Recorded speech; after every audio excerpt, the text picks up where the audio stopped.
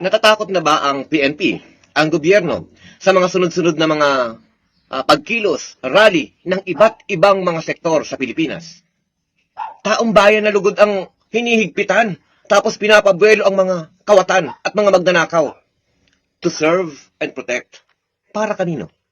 Para sa tao? O para sa mga kawatan?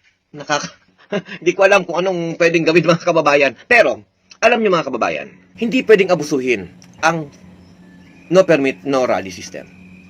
Tandaan natin na ang no permit, no rally ay mas malinaw na kinikilala ng Korte Suprema na ang karapatan sa mapayapang pagtitipon ay mas mataas kaysa sa simpleng regulasyon.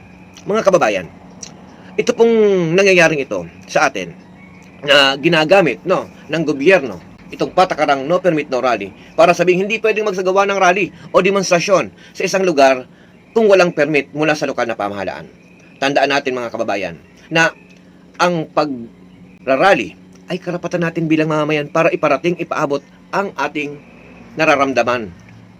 Hindi po ipinapagbawal ng konstitusyon ang pagtitipon. No. Kung ito'y isang karapatan na dapat igalang.